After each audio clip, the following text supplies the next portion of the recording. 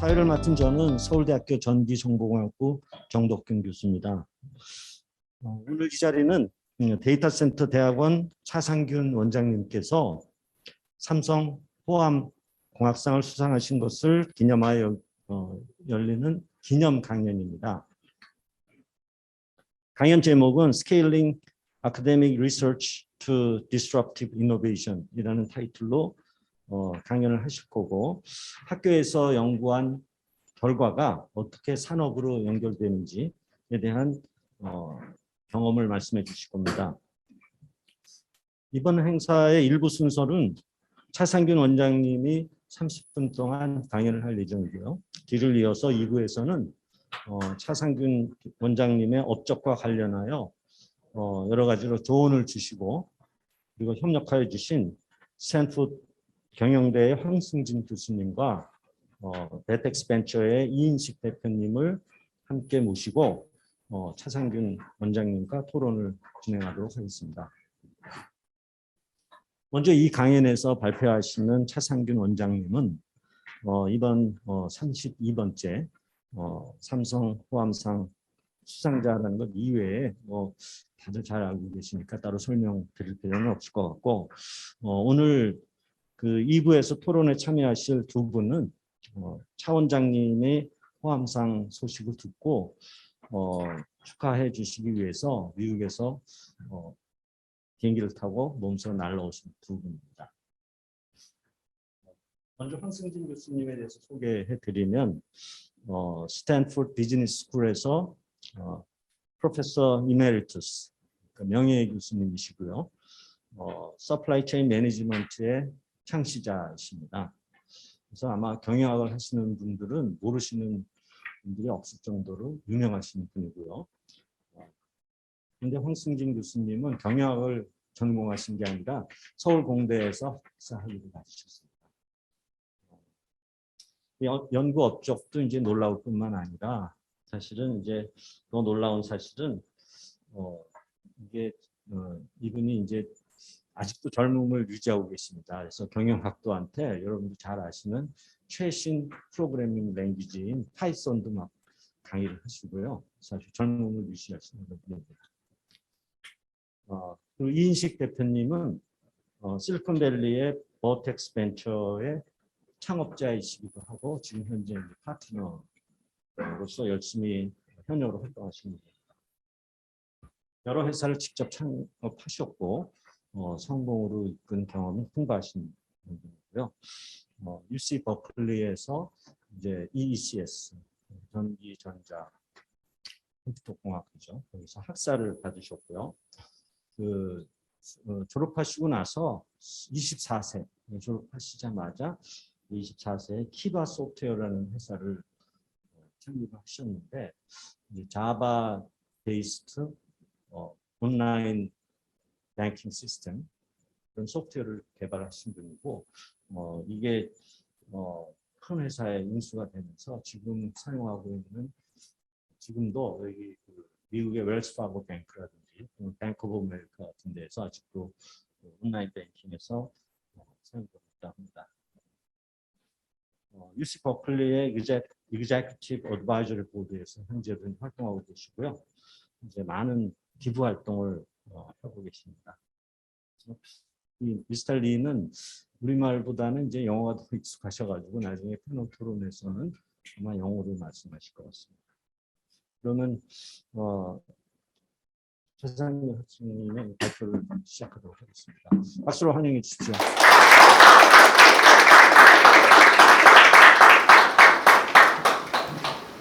감사합니다.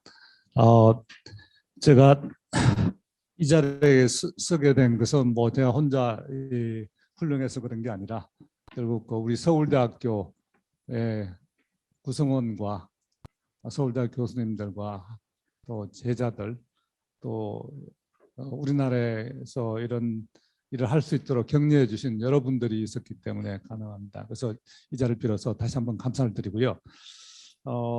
제가 앞으로 호암상을 받으실 분들을 위해서 실제로 제가 받은 순금 메달을 가지고 왔습니다. 여러분들 앞으로 계속 연구를 많이 하셔가지고 이런 상을 받으시면 좋겠습니다. 사실 저는 30년 전에 서울대 교수로 와서 제가 연구하던 분야가 그 당시에 이제 뭐 AI와 뭐 내추럴 랭귀지 프로세싱을 미국에서 공부를 했었는데 그 분야가 갑자기 내려가더라고요. 그래서 새로운 연구 토픽을 찾아야 했었는데 그러면 우리나라의 그 산업과 관련된 그런 걸 어떤 걸 할 수 있나 고민하다가 마침 그 당시에 그 D램 메모리 산업이 이제 막 틀을 잡기 시작했었어요.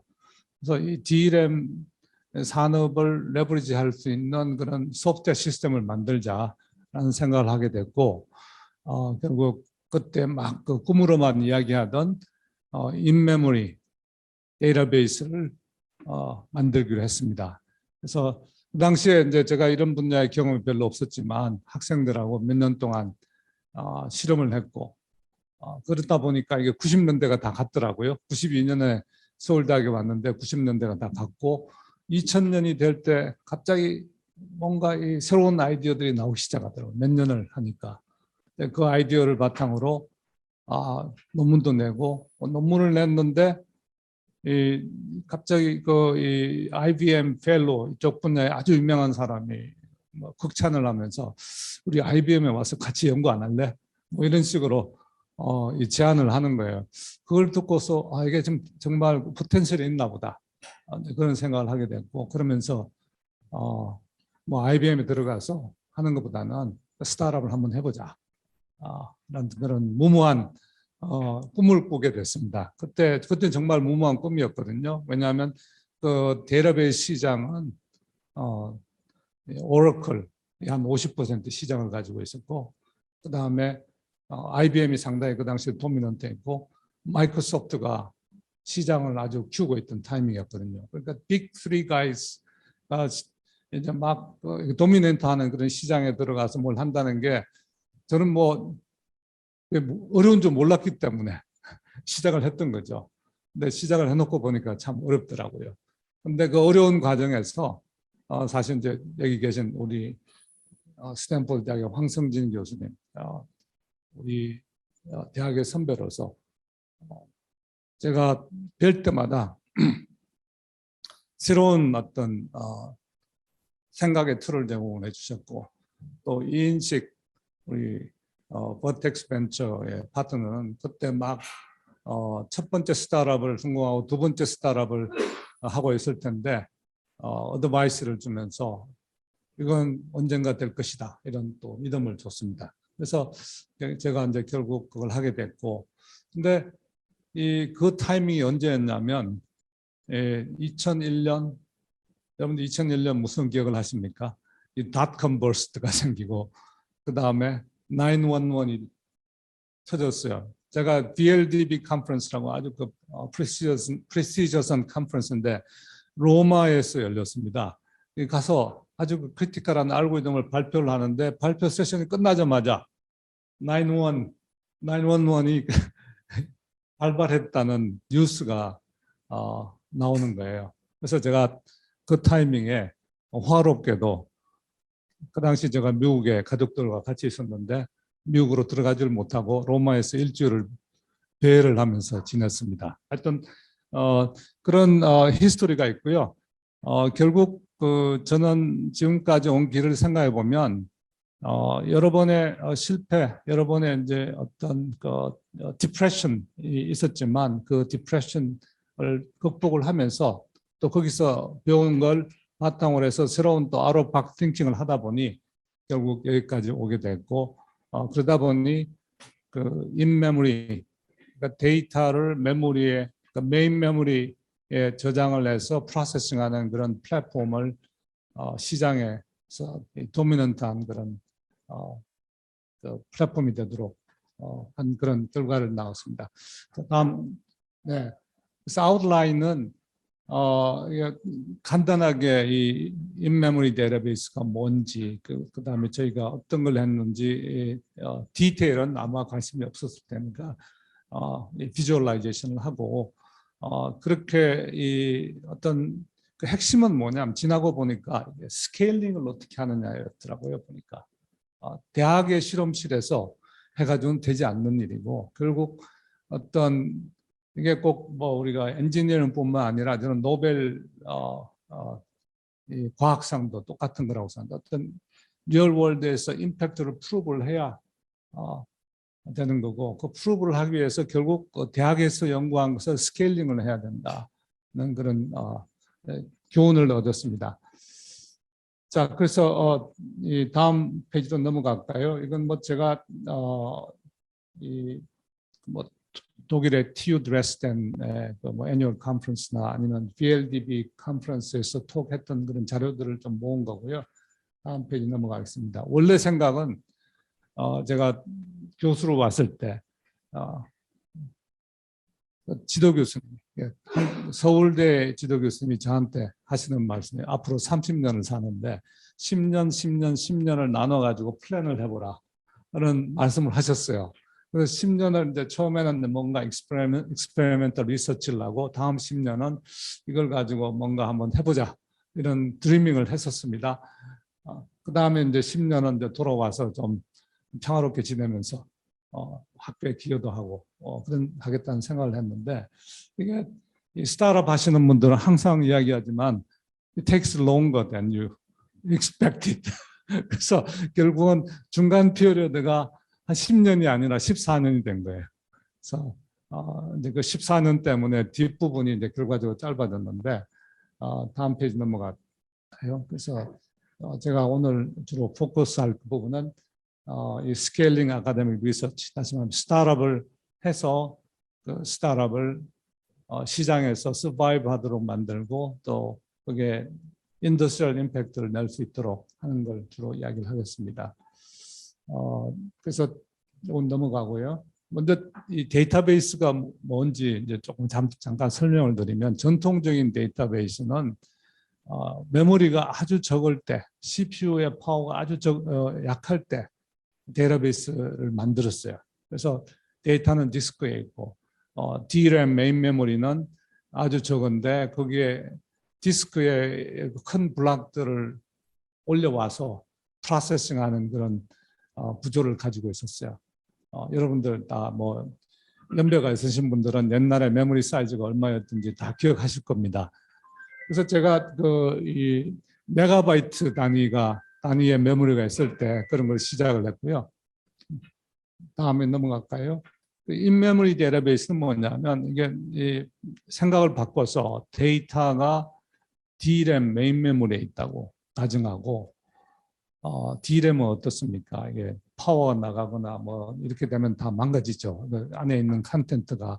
그럼에도 불구하고 그걸 서바이브 할 수 있는 그 소프트웨어적인 솔루션을 만들어야 되는데, 여러 가지 이제 테크닉들이 있습니다만, 생각해 보니까 이게 이렇게 되면 전통적인 그런 디스크 데이터베이스보다 소프트웨어가 훨씬 더 심플해지고, 그러면 그 심플한 걸 가지고 또 우리가 또 심플하면 원래 최적화하기가 더 좋습니다. 그래서 이런 발상의 전환을 할 수 있겠다라는 걸 이제 결국 생각하게 됐죠.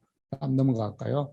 근데 첫 번째 시도는 별로 생산적이지 못했어요. 그러니까 전통적인 그런 것들을 이제 우리가 교과서에서 아는 것들을 적용을 해봤는데, 저희만 그런 게 아니라 남들도 그렇게 했고요. 근데 결과적으로 기대하는 만큼의 결과가 나오지 못해서, 저희 말고도 타임스10이라는 HP랩에서 나왔던 회사가 있는데, 이 타임스10이라는 이름은 오러클, 그 당시 시장을 지배하고 있던 오러클의 10배의 퍼포먼스를 낸다. 그러니까 10배라는 건 어디서 나왔냐면, 앤디 그로브라는 인텔의 CEO가 기존의 마켓 플레이어를 이기려면 적어도 10배가 이겨야 된다. 그런 룰을 만든 게 있어요. 그 룰의 이름을 따서 타임스10이라고 이름을 지었는데, 그 회사도 결과적으로 실패하고 오러클의 헐값에 인수가 됐습니다. 그래서 결국 2000년쯤 저희가 시작할 때는 마침 저희가 이제 SK텔레콤을 설득을 내서 이런 걸 한번 해보자고 아주 심플한 애플리케이션을 제안을 했고, SK텔레콤이 하드웨어를 사줬습니다. 그 당시에 메모리가 10GB DRAM, 엄청나게 큰 거였어요. 근데 6개의 CPU를 가지고 있었고요. 다음 넘어갈까요? 네, 근데 저 하드웨어가 있으니까 이것도 약간의 스케일링인데요. 저 하드웨어가 있으니까 우리가 실험실에서 못하는 실험을 할 수가 있었던 거예요. 그러니까 새로운 또 알고리즘들이 나올 수가 있었고 그렇게 하면서 이제 논문들이 이제 저희가 나왔는데 이게 시작이 돼서 저희가 야 한번 나가보자 이런 생각을 하게 됐습니다. 지나가겠습니다. 그리고 좀 이 닷컴 콜랩스와 911 피리어드를 지나고 한 2, 3년이 지나니까 이제 이 실리콘밸리도 막 움직이기 시작하더라고요. 그 2, 3년 동안은 완전히 잠자는 기간이었던 것 같아요. 그래서 근데 그 타이밍에 이게 참 재밌는 현상을 저는 배웠는데요. 여러분들 생각하면 CPU 뭐 이런 생각하면 인텔이 그냥 리드한다고 생각하잖아요. 근데 인텔이 제공하는 CPU 컴퓨터에서 저희가 새로운 소프트웨어를 만들어서 테스팅을 해보면 디스크 데이터베이스와 메인 메모리 데이터베이스, 인메모리 데이터베이스 성능 차이가 안 나는 거예요. 왜냐하면 그 하드웨어가 지금 현재 있는 오라클 같은 디스크 데이터베이스에 최적화가 되어 있는 거예요. 근데 저희가 이제 그 당시에 같은 타이밍에 AMD라는 소위 세컨드 플레이어가 이노베이션을 했어요. 그래서 그 당시에 이제 뉴마라는 그런 개념인데 이 메모리를 CPU에 분산하는 그런 아키텍처를 제안했고 저 하드웨어가 나와서 저희가 테스팅을 해보니까 성능이 쫙 올라가는 거예요. 그래서 그러는 참에 이 SAP가 사실 그 당시에 실리콘밸리에서 가장 큰 그 벤처 캐피탈이 클라이너 퍼킨스라고 있었는데 클라이너 퍼킨스에 서 관심을 가진 두 명의 파트너가 있는데 한 명은 레이 레인이라는 오라클을 90년대 한 10배 좀 키운 CEO가 있었어요. 레이 레인과 그다음에 빌 조이라는 선 마이크로 시스템의 코파운더가 있는데 이 두 사람이랑 이제 미팅을 했는데 아주 뭐 반응이 좋았습니다. 근데 그러니까 또 SAP에서 적극적으로 이제 M&A를 하자고 이제 이야기를 했고 처음에는 이제 관심이 없었는데 아주 정중하게 나중에는 정중하게 우리랑 같이 일을 하자. 그렇게 해서 저희가 이제 결국 M&A를 하게 됐습니다. 그리고 나서 이런 엔진을 우리가 가지고 있던 엔진을 M&A가 되니까 돈 걱정 안 해도 되잖아요. 그러니까 한 3, 4개월 정도 아주 포커스를 내가지고 엔진을 완성을 했습니다. 완성을 한 것뿐만 아니라 SAP가 가지고 있던 그 ERP 데이터베이스에 붙여서 테스팅을 해본 거죠. 다음 페이지 볼까요? 근데 이게 사실은 마이크로소프트가 이게 비밀 프로젝트였습니다. 우리가 퍼블리시를 할 수가 없었는데 마이크로소프트가 똑같은 것을 8년 뒤에 퍼블리시를 했어요. 그러니까 어떻게 보면 우리가 마이크로소프트보다 8년을 앞서간 거죠. 근데 이 새로운 엔진을 가지고 실험을 했는데 이 엔진 자체는 아주 훌륭하지만 그 서라운딩하는 이 소프트웨어 이 인프라스트럭처와는 이게 맞지 않는 거예요. 그래서 결과적으로 프로젝트는 실패했습니다. 실패를 하고 나니까 제가 이제 갑자기 낭떠러지를 오래알이 되는 거죠. 뭐 앞으로 뭘 어떻게 할 거야 뭐 이런 식으로 하다가 나중에 뭐 약간의 어려움도 직면을 했는데 결국 이제 그걸 버티고 계속 이제 하게 됐습니다. 그래서 그 out of box thinking 저는 이제 제가 배운 것은 out of box thinking인데 이제 fundamental question을 하는 거죠. 그래서 첫째 이제 데이터가 그로하더라도 이게 인메모리라는 아키텍처가 유효해야 되니까 이걸 어떻게 할 거냐.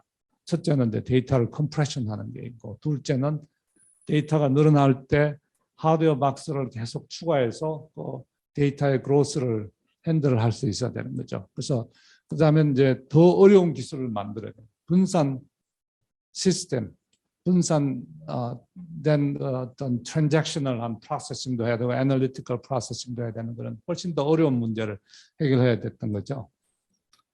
그다음에 이제 그 당시에 전통적인 그런 생각은 뭐냐면 데이터베이스 트랜잭셔널 관계, 데이터가 들어오는 게 있으면 분석하는 건 따로 해야 돼.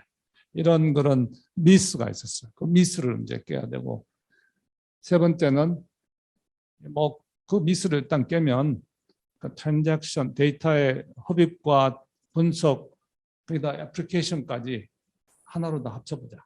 이런 그런 와일드한 생각을 하게 됐죠. 그 당시는 그건 거의 금기 사항이었습니다.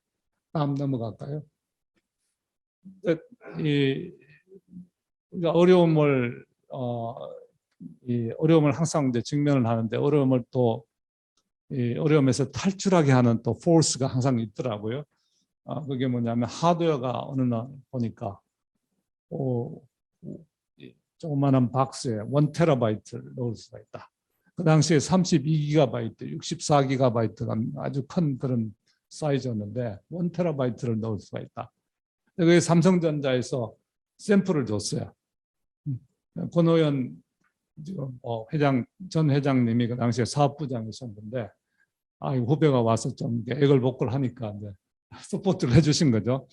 그래서 이걸로 이제 이걸 이제 SAP의 최고 경영자, 뭐 파운더 이거 보여주니까 이게 새벽 2시였습니다. 새벽 2시. 왜냐하면 서울과 실리콘밸리, 독일 3대륙 컨퍼런스라면 제가 항상 분리하잖아요. 그럼 새벽 2시에 해야 되는데 2시에 이걸 보여주니까 이 하소 플래트너라는 파운드죠. 우리나라 삼성으로 치면 이병철 같은 분인데 이분이 This is game changer. Our time is come. 이걸 몇 번이나 반복을 했어요. 그러면서 회사가 완전히 구조조정이 되고 이 프로젝트에 올인을 하게 되는 올인을 하게 됐습니다. 그래서 뭐 결과적으로 이런 우리가 테크니컬한 디테일이 있는데 그건 지나가도록 하고요. 또 어떤 펑션이 있는데 이 펑션들을 다 채우려고 하니까 사람이 필요하잖아요. 결국 SAP 안에 2,000명이 이 프로젝트에 투입이 됐습니다. 나중에 2,000명을 투입된 상황을 보니까 좋은 점은 아이디어가 있으면 툭툭 던지면 바로바로 이게 임플리멘테이션이 돼서 돌아오는데 문제는 이걸 매니지하는 게 너무 힘든 거예요. 사실은 저랑 같이 일하던 독일의 이 파트너가 병이 났어요. 그래서 무슨 이유인지 모르지만 그냥 일을 못하게 된 거예요. 근데 그 친구가 이제 스텝 어사이드 하고 난 다음에 그 다른 친구가 테이크오버를 했는데 안타까운 것은 그 친구는 나중에 캔서 때문에 또 세상을 떠났습니다. 그래서 어떻게 보면 저는 한국에 있었기 때문에 서바이브 했다고도 볼 수 있고요. 다음 넘어갈까요? 그래서 결국 이게 결과적으로 이제 이 시장에서 처음에 이제 첫 번째 카스터머를 잘 잡는 게 중요한데 저기 뒤에 있는 우리 웬샨리 교수님이 그 당시에 중국에서 또 중국의 케이스도 만들었고 그다음에 여기저기 있는 세계적인 우리나라에서는 삼성전자가 또 트라이를 했었고 이런 걸 하면서 이제 시장에서 메인스트림으로 이스태블리시가 됐어요. 그 베네핏은 뭐냐? 데이터를 빠르게 흡입할 수 있고 데이터 아주 방대한 양의 데이터에 대해서 리얼타임 분석을 해줄 수 있게 되니까 기업 경영의 스피드가 빨라집니다. 한 기업에서 이런 걸 채택을 하니까 다른 기업들이 그 다음에 채택을 하지 않을 수 없는 그런 상황이 됩니다. 그래서 이건 잘 알려진 그 지오프리 무어라는 분의 어떤 그 테크놀로지의 라이프 사이클인데 이 캐즘이라는 죽음의 계곡이라고 하는 거죠. 저걸 건너가는 게 상당히 힘든데 결과적으로 여러 가지 힘을 포스를 합쳐서 저 캐즘을 이제 걷는 게 됐고요. 저는 이제 그래서 이 토마스 쿤이라는 사람은 그냥 사이언티픽 레볼루션에 대해서 이론을 낸 분이잖아요. 근데 저는 그걸 그냥 텍스트북에서 보고 지나갔는데 제가 체험을 해보니까 이분의 말씀이 상당히 맞다라는 그런 생각을 하게 됐고 결국 2010년 우리가 시장에 우리가 나가기 시작한 건 어나운스하기 시작한 건 2010년이고 프로덕트를 2012년에 그러니까 10년 전에 처음 이제 시장에 제너럴리 어베일러블하게 만들었는데 그 2010년 전에는 아무도 이런 게 가능하다고 생각하지 않았어요. 사실 오라클, IBM, 마이크로소프트 아무도 이런 생각을 하지 않았어요. 왜냐하면 자기네들의 시장이 있기 때문에 메인스트림은 리스크 테이킹은 안 하는 거예요. 그래서 결과적으로 이제 저희가 이걸 먼저 치고 나가니까 제일 먼저 기술적으로 준비가 좀 되어 있던 데는 IBM이었고 그다음에 마이크로소프트가 쫓아오고 오라클이 그 다음에 쫓아오고 근데 다 쫓아오지를 못했어요. 기존에 있는 자기네들의 그 데이터베이스에다 인메모리 기능을 좀 집어넣는 형태로 이제 그렇게 하게 됐고요. 시장은 어떻게 되느냐 결과적으로 그러면 SAP가 치고 나가니까 나머지도 쫓아올 수밖에 없었는데 지나고 보면 2013년에 새로운 뉴카머들이 시장에 들어오고 있었던 거예요. 뉴카머가 누구냐면 지금 재작년에 IPO를 간 스노우플레이크라든지 그다음에 지금 뭐 IPO 트랙에 있는 데이터브릭스 같은 데이터브릭스는 버클리에서 아주 엉성한 그런 소프트웨어로 시작을 했는데 지금은 엄청난 돈을 모아서 그 시장의 도미넌트한 플레이로 성장하고 있습니다. 다음 페이지 넘어갈까요? 결국 이 프로젝트를 시작할 때 12명의 제자가 있었습니다. 뭐 성경에 나오는 스토리 같은데 2명이 빠졌어요. 2명이 도망갔었어요. 도망갔다 다시 컴백했는데 그래서 SAP에서 막 M&A를 하기 전에 그래서 이제 좀 인커리지를 하게 돈이 좀 남아 있었어요. 우리 돈을 좀 써야지 그러면서 스위스의 알프스의 뱅겐이라는 곳에 가서 또 며칠을 지내면서 또 리쉐이핑을 했죠. 스피리추얼 리쉐이핑을 했고 이 중에 또 한 4명은 SAP를 또 탈출을 해서 스노우플레이크에 IPO 전에 옮겨갔어요. IPO 전에 간 친구도 있고 IPO 후에 간 친구도 있는데 IPO 전에 간 친구들은 돈을 좀 벌었고 그래서 저는 원래 이 친구들한테 스노우플레이크 가는 정도가 아니라 회사를 스타트업을 커리지를 했는데 아직까지 우리나라의 그 교육과 컬처는 그렇게까지는 안 되어 있던 것 같습니다. 다음 넘어갈까요? 그래서 이제 스케일링 하려면 결국 대학 안에 아무리 좋은 아이디어가 있다 하더라도 리얼 월드에 나가서 이걸 프루브를 해야 되는데 그러자면 엄청난 자원이 필요한 거죠. 저는 퓨어 사이언스도 마찬가지라고 생각하고요. 그래서 엔지니어링 경우에는 인재가 있어야 되고 12명으로 시작했지만 그게 30명이 됐다가 나중엔 2,000명까지 불어나게 됐고 이 과정에 이 재정적 지원이 있어야 되고 근데 내가 가지고 있는 인텔렉츄얼 에셋만으로는 또 안 되는 거예요. 옆에 서라운딩 한 에셋을 우리가 어떤 이 인플렉션 포인트를 만들면 서라운딩하는 에셋들이 또 몰려들게 돼 있어요. 그 에셋을 가지고 우리가 리얼월드로 나갈 수 있었고 제가 이런 걸 하고 나서 오라클 친구들이 나름대로 저를 아주 좋아해서 컴페티터지만 제가 이 컨퍼런스를 하겠다고 했더니 자기네들이 도네이션도 막 발런터리리 하고 그래서 제가 또 프레젠테이션을 하면 리벨이 되는 것을 두려워하지 말라는 이야기를 하면 저보고 You are rebels. 그러면서 자기들도 리벨리언을 스포트한다 그런 이야기를 했습니다. 자, 그래서 이게 다 끝난 것 같은데요. 네, 제가 이 정도에서 마치고 그 다음에 우리 정 교수님이 이끌어 주십니다.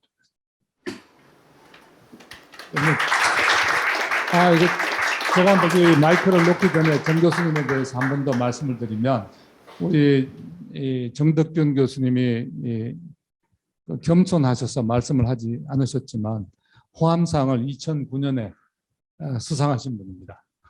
그래서 좀 지났지만 좀 다시 한번 제가 리마인드를 시키고 싶습니다. 예, 제가 2009년에 이 지금 차 원장님께서 수상하신 똑같은 상을 받았는데 차이가 하나 있습니다. 상금이 확 올랐습니다. 그 이후로. 그래서 제가 부러울 뿐입니다. 네, 감사합니다. 네.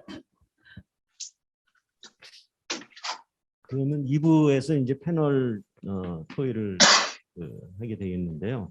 글쎄요, 뭐 저는 이제 사회자니까 이제 대부분의 톡은 여기 계신 패널리스트들께서 하시게 될 거고요. 먼저 이게 스타트를 하기 위해서 우선 제가 그 황승진 교수님께 하나 좀 질문을 하고 싶습니다. 그래서 뭐 질문이라기보다는 그 황 교수님은 비즈니스 스쿨에 있다 보니까 이게 스타트업을 할 기회도 많이 있고 뭐 그 여러 가지 졸업생들이 창업을 하는 것도 많이 보시고 그랬을 텐데 그리고 실제로 이제 알토스 벤처라는 회사도 설립을 하셨고 그래서 그 과정에서 여러분들이 잘 아시는 배달의 민족, 쿠팡 또는 뭐 토스 뭐 이런 데 이제 투자도 많이 관여를 하셔가지고 거기에 대한 또 재미있는 에피소드라든지 뭐 이런 게 있으면 좀 한번 말씀해 주시면 고맙겠습니다. 감사합니다. 여기 오니까 대접 잘 받고 좋네요. 이거 제가 있는 비즈니스 스쿨 거기 보면 노벨상 여방의 노벨상 수상자 몇 년, 요 작년에 탄 사람 이런 데다가 저 사람은 몇 년도 국무장관 미국에 이 사람은 최초 여자 흑인 국무장관 뭐 이런 사람들로 쌓여 있는데 여기 그러니까 뭐 전 주눅이 들어갖고 조용히 있는데 여기 오니까 칭찬을 많이 해줘요. 아주 좋습니다. 이거. 역시 한국이 제일입니다. 그러면 또 근데 이제 제가 이제 그 대답을 하기 전에 그러니까 느끼는 건 그겁니다.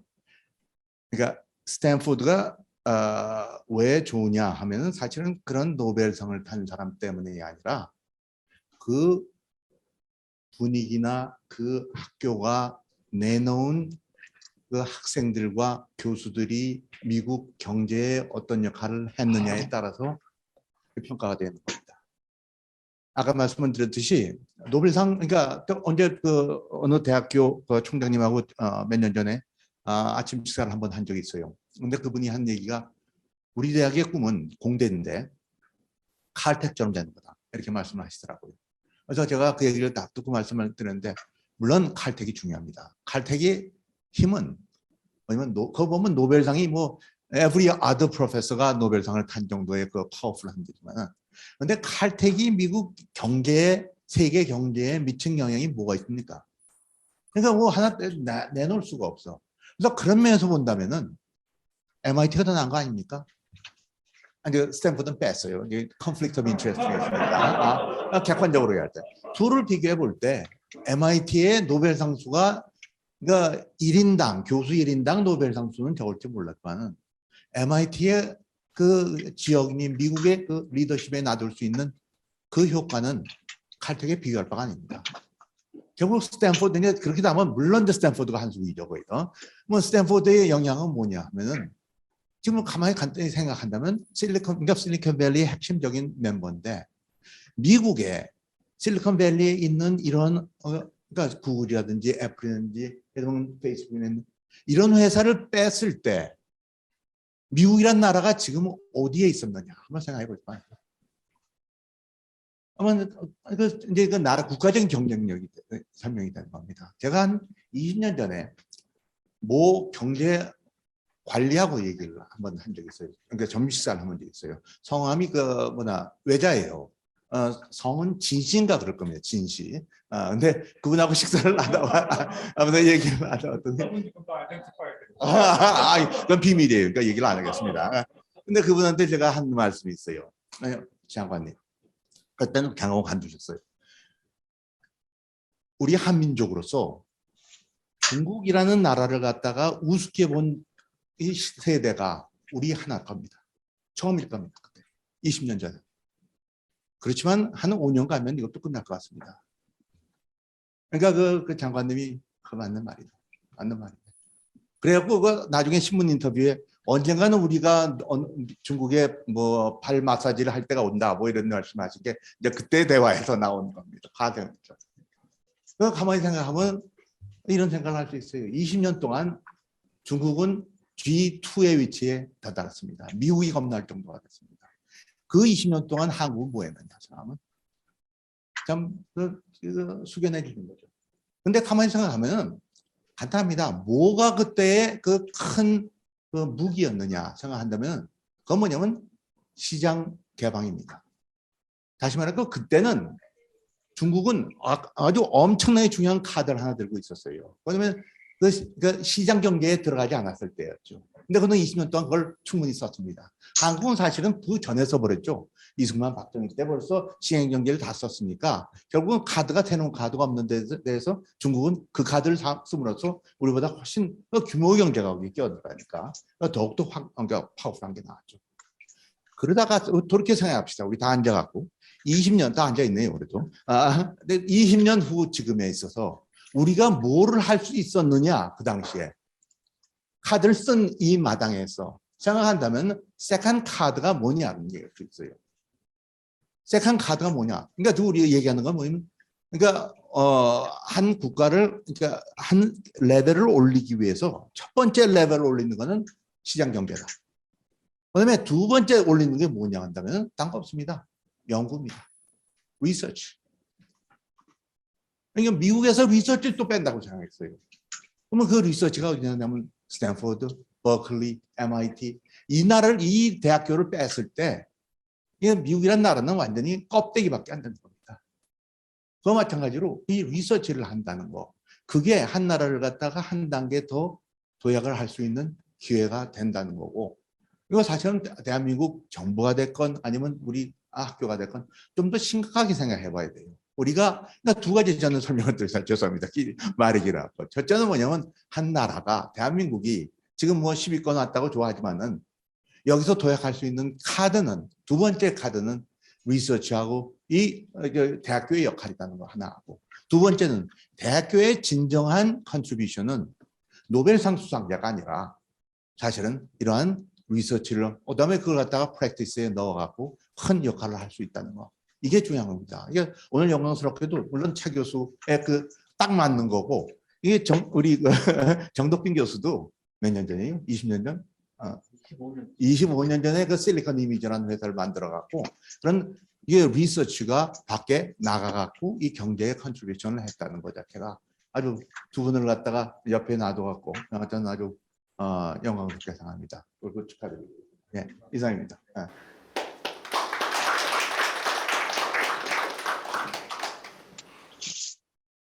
제가 미스터 리한테 한번 질문하겠습니다. In English, right? Okay.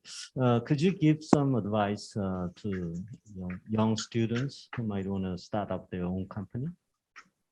Some kind of advice that what you should do or things like that? Yeah, generally.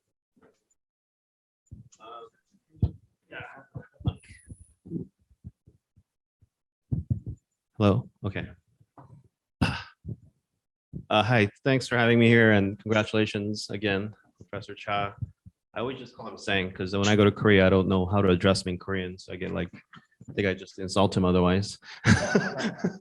But no, I've been privileged to be able to help and provide some support almost 20 years ago, and I started my career very early. I just have undergrad. I'm surrounded by doctors, but I think part of my own journey was very similar to Dr. Cha's, and he, I think what I saw in him is very similar to what I look for still in new entrepreneurs. He had the kind of the rebellious spirit. I was in the meeting with him and Ray Lane when he visited Kleiner Perkins, and Ray Lane asked very tough questions. How is a big US company going to rely their technology on your company? And Dr. Cha never backed down. And I think that kind of spirit and having confidence is probably the most critical, important ingredient. And for founders, I think you have to sort of demonstrate some level of confidence. It's almost like confidence could be arrogance sometimes, but if you have the right confidence, it turns into charisma. And when you have the charisma, people want to follow you and work with you. and you can then build a world-class team. And that, I think, is, so you have to ask yourself, if you want to be a founder, first of all, I don't encourage anyone to just be a founder, because most people are not qualified to be leaders. And the founder is first and foremost a leader. And the only type of leadership that really works for creating innovation is leadership by example. So you have to really do the work. And Professor Cha, when he came to the US, I mean, he had a very small network. He was trying to figure out how to get, move his technology into the bigger market. He had already found some success working with SK and other crane companies, but in the US, no one gave him credit for that. They said, oh, well, that's just some crane company and you're Korean. So therefore, maybe some other influence got you into the door. So you really have to figure out how to survive a lot of people's doubt and bias. And only if you have the strength, inner strength, can you survive that. Because it's easy to just doubt yourself. And I'm sure Professor Chow went through a lot of self-doubt during those times. So you have to be mentally strong. When I started my first company, the other thing is you have to make sure you can take the risk. So in the US, I had nothing to lose. I was actually at IBM as an engineer for a couple of years, because I joined the startup and they got acquired by Lotus, and I was at Lotus and they got acquired by IBM. So I was at 24 years old and I thought, okay, well, what do I have to lose? In the US, you really don't have anything to lose if you take a risk and try something. It's okay to fail. And I think in Korea, culturally, that's changing, but in the past, that was not acceptable. Failure was not acceptable. And I think that culture change is actually something that's really important for anyone to want to even dream to be founders here in Korea. I think it's actually changed quite dramatically in the last 5 years. So I'm really happy to see, when I come to Korea, a lot of good companies and founders succeeding. And hopefully as they succeed, they're giving back with mentorship.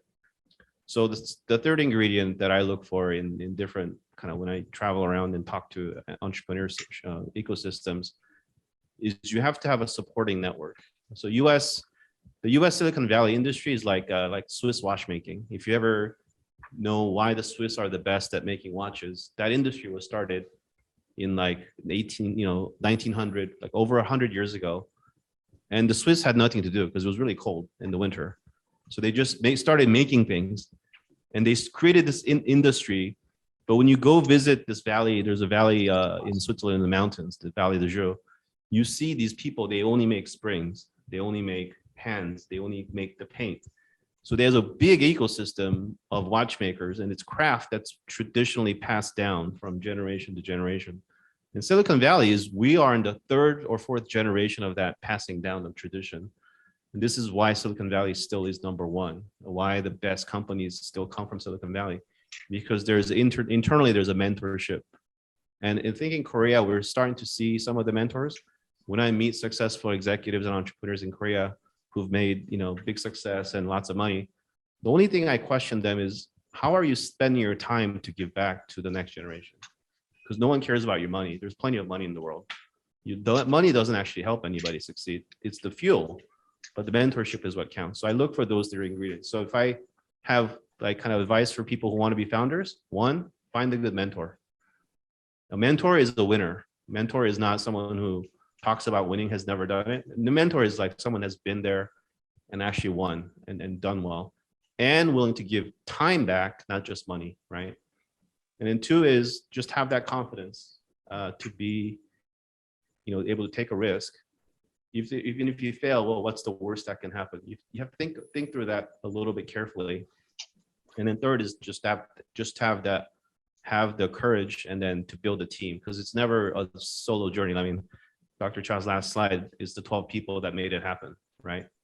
Without the other 11, he would not have succeeded, right? So you have to really think about being a leader, taking a step forward, and then building a great team around you. And that's always the hardest part, because the people you want to work with have skills you don't have. They're not just people like you, right? So that is really one of the biggest challenging things in building a company is, how do I trust somebody where I can't evaluate their actual talent? and it is the most important kind of thing that the best founders figure out how to do. Thank you very much. Very inspiring talk. Thank you very much. 제가 차 교수님한테 하나 좀 질문을 드리려고 그러는데요. 지금 우리나라가 사실은 이제 반도체 산업에서는 상당한 이제 경쟁력을 갖고 있습니다. 그런데 이제 앞으로 아까 그 황 교수님께서 말씀하셨고, 그다음에 미스터 리께서도 말씀하셨지만 앞으로 이게 미래 5년 후에 어떻게 될 것인가? 중국한테 다 따라잡힌다. 이런 말도 있어요. 그래서 가만히 저희 공대 쪽에서 생각을 해보면 중국은 우리나라보다 인구가 28배나 되고요. 그다음에 중국의 젊은 대학생, 학생들 입장에서는 공대가 가장 선호하는 그런 학과라고 합니다. 우리나라는 물론 의대, 치대, 뭐 한의대 뭐 이런 쪽이지만, 그리고 그 중국 학생들은 굉장히 또 어그레시브하고 헝그리하고, 그래서 앞으로 몇 년 후에 우리나라의 기술 수준이라든지 이게 그 반도체 산업이 이 경쟁력을 계속 유지할 수 있는지 뭐 이런 게 좀 의문이 들고요.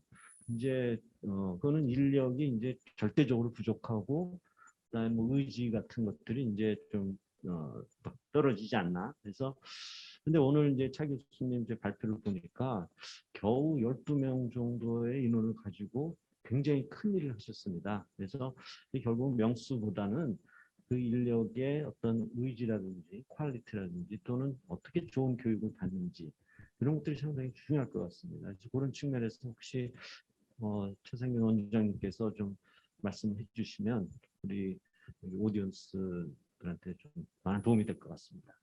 네, 정말 어려운 질문을 저한테. 근데 아주 중요한 질문인 것 같아요.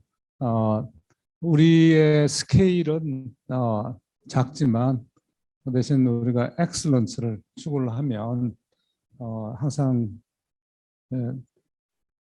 특히 결국 우리만 하는 것이 아니라 이 글로벌 마켓에서 글로벌라이징 월드에서 같이 일할 수 있는 파트너를 구할 수가 있고 또 레버리지를 할 수 있으면 가능하다고 생각하고요. 결국 제일 중요한 것은 아까 우리 황성기 교수님도 말씀하시고 인식 수도 이야기했지만 어떤 그 정말 경쟁력이 있는 씨앗과 또는 결국 파운딩 하다면 꼭 회사를 창업하는 것만 이야기하는 게 아니라 뭐든지 새로운 걸 시작하는 그런 파운더의 리더십이 중요하다고. 리더십과 익스피리언스. 제가 아까 우리 정 교수님이 우리나라의 반도체 경쟁력이 우리가 상당히 있다. 뭐 거기까지 이제 좀 공감을 다 합니다. 근데 우리가 잠시 좀 신경을 안 쓰는 사이에 대만이 아주 빠른 속도로 올라와서 어떻게 보면 또 앞서가기도 하고 있어요. 그 TSMC에 저는 그 모리스 창이라는 분의 그 리더십에 대해서 봤어요. 근데 이분은 중국에서 태어나서 미국에서 뭐 하버드, MIT를 졸업을 하고 실패도 하고 그러면서 이제 텍사스 인스트루먼트에 가서 반도체를 일을 하기 시작해서 나중에 뭐 스탠퍼드에서 PhD도 하고 이렇게 한 분인데 이분이 이제 한 이야기 뭐냐면 자기가 꼭 기술적인 것만 보는 게 아니다. 그래서 자기는 자기 전에 항상 이 리버럴 아트, 차이니즈 리버럴 아트를 읽는다. 그런 이야기를 한 적이 있어요. 결국 그 이야기는 뭐냐면 우리가 테크니컬한 것도 우리가 깊이 있게 들어갈 수도 있어야 하지만 한편으로는 넓은 세상을 보는 리버럴 아트에 대한 교육이 필요하다. 그러니까 국제적인 세계가 또 어떻게 움직이는지를 이해를 해야 되고 결국 저는 이 모리스 창이라는 분이 그런 부분에서 아주 리스크 테이크였어요. 그분은 우리나라하고 거의 같은 타이밍에 대만에서 파운드리 서비스를 시작했고 그런 우리가 인재를 또 한편으로는 키워야 되지 않느냐. 저는 그걸 통섭형 인재라고 생각하는데 경계 없이 여기저기 옮겨 다닐 수 있는 그런 리더십, 그런 리더들을 우리가 키워야 되겠다. 특히 서울대학교는 그런 부분에서 우리나라에서 다른 대학이 못하는 걸 해야 되지 않나 이런 생각을 하고 있습니다. 예, 감사합니다. 네. 그럼 제가 황 교수님께 하나 좀 말씀 궁금한 게 있습니다. 이 황 교수님은 사실은 그 공대를 나오셨습니다. 서울공대를 나오셔가지고 이제 보통은 이제 진학을 하면 자기 그 관련 공대 대학원이나 이렇게 또는 공대 교수 뭐 회사로 진출하는 게 일반적인데 이 공대를 하시다가 어떻게 경영학을 이렇게 공부하셔가지고 큰 성공을 거두셨는지 그게 좀 궁금합니다. 이 함부로 얘기하는 게 아닌데 얘기를 하죠. 원래 그냥 경영학으로 옮긴 게 아니라 원래 제가 이제 공대 섬유과를 했는데 첫째 이 학생이 아주 좋지 않은 학생이었어요. 아주 성적도 봤더니 C 플러스 정도 되더라고요. 그리고 또 내 학문을 별로 좋아하지는 않았어요. 왜냐면 이게 섬유과가 공대 가운데서도 어디냐면 공전하고 저기 대학교하고 합쳐갖고 만드는데 섬유과는 좀 뭐랄까 굉장히 주먹구구식이고 어떻게 이렇게 이게 사이언스라기보다는 그러니까 좀 how to do it, why를 가르치는 것보다는 how to를 가르치는 스타일이어 갖고 학생이 참 좋지 않은 학생이었어요. 더군다나 저는 어디 살았나? 우리는 이쪽에 서울에 사는데 그러니까 뭐죠? 공릉동 거기가 이제 멀어요. 그러니까 학교 가기가 귀찮더라고요. 그래서 안 갔죠 뭐. 그러니까 성적이 엉망이 되더라고요. 왔더니 그러다 보니까 근데 그때 뭐냐면 내가 유학을 가고 싶은데 어딜 갈까? 그 뭐냐면 그러면 섬유과는 빼놓고 근데 공부를 하다 보니까 내가 가장 좋아하고 마음에 드는 게 하나 있었는데 그게 통계학이었어요. 품질 관리에 대한 거. 그리고 통계학을 좋아해 갖고 난 그러면 통계학을 이제 한번 해보자 해갖고 로체스터 대학에 통계과로 갔어요. 그리고 통계과에 갔는데 거기서도 갔더니 나중에 알고 봤더니 아예 그냥 그러니까 대체 학생 서브스티튜트를 뽑았더라고요. 우리 학생들이 안 왔을 경우에 혹시 모르니까 얘들 한번 넣자 그래갖고 노를 안 받고 있다가 누가 관뒀어요. 그래서 내가 이제 저기 들어갔죠. 들어가고 하니까 이제 성적이 한 C 플러스 뭐 정도로 왔다 갔다 하니까 완전히 뭐 창피하죠.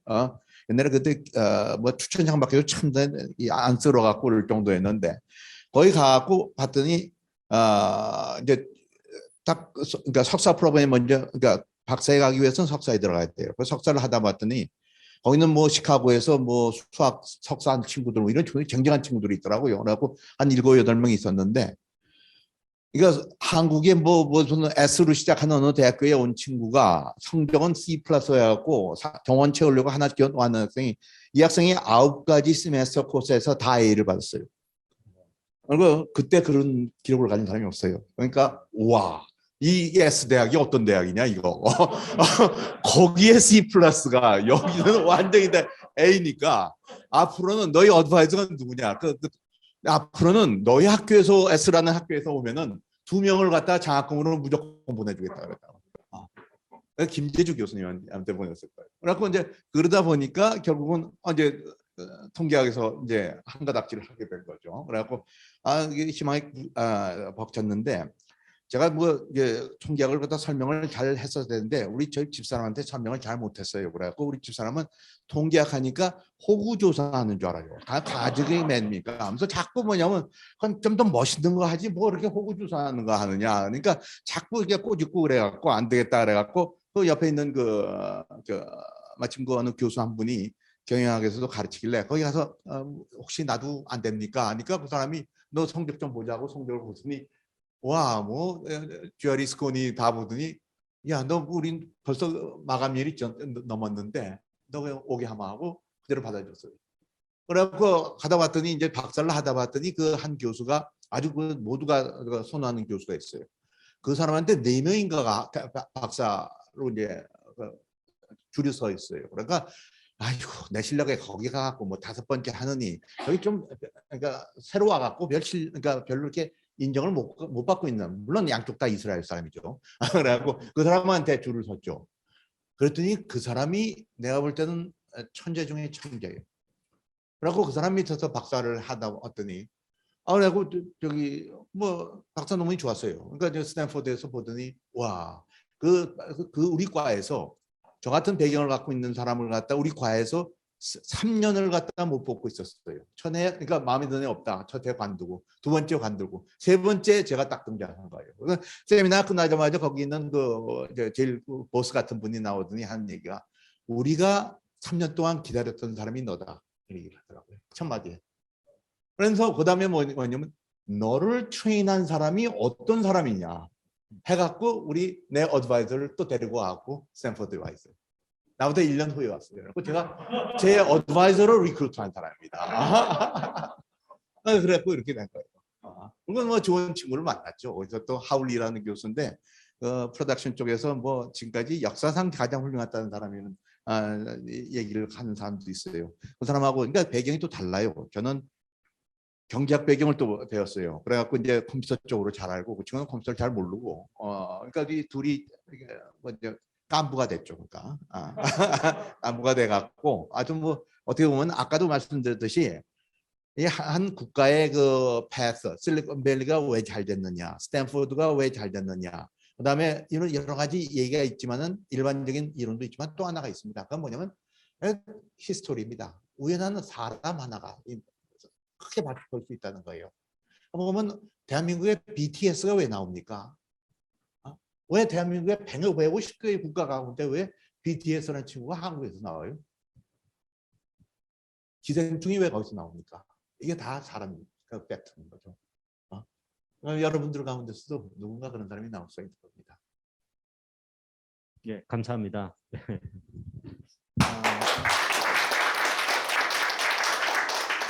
I guess this will be my last question for Mr. Lee.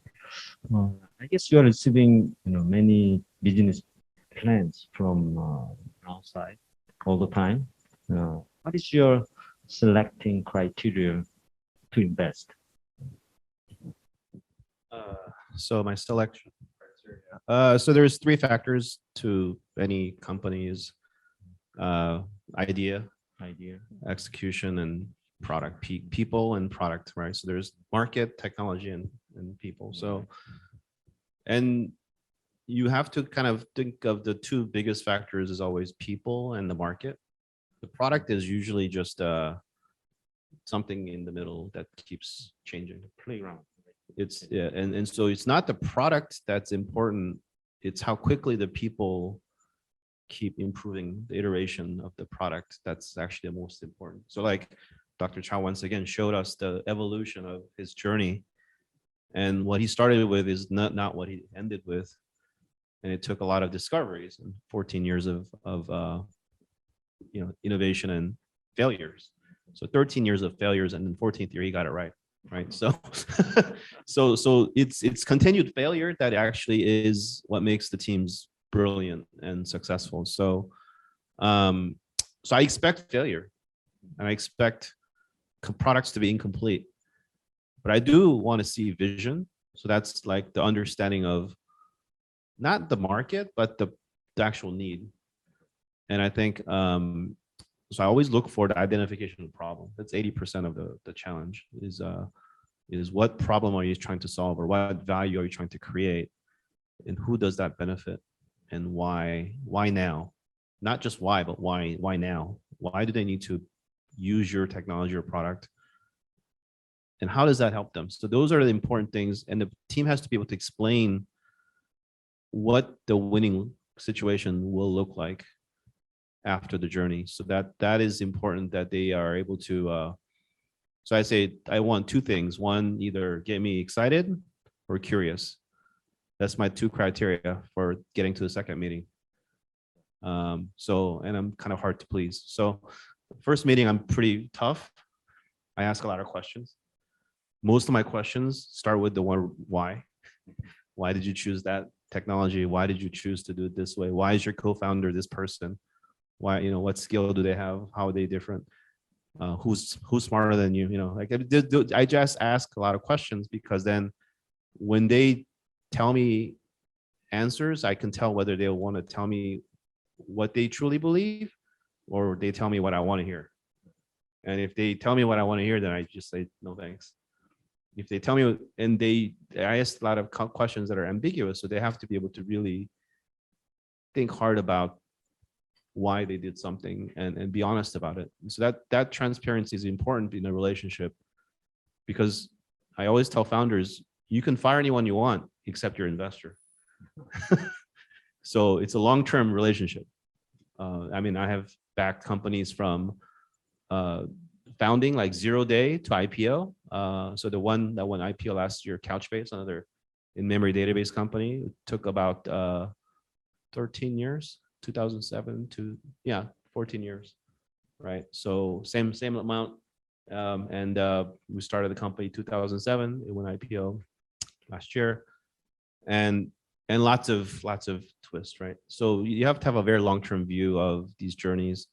So the relationship that I can build is very important in the beginning. So I look for the honesty, intellectual honesty, the passion to solve some problem that's real, and then and then their ability to sort of get me emotionally bought into their story, actually, not the product. Thank you very much for very exciting information. 이게 저희가 이제 30분 시간을 잡아놨는데 이게 뭐 듣다 보면 뭐 하루 종일 갈 것 같아요. 지금 30분이 할당이 돼 있으니까 이 발표 패널 톡은 이걸로 마치도록 하겠습니다. 우리 세 분께 박수 부탁드립니다.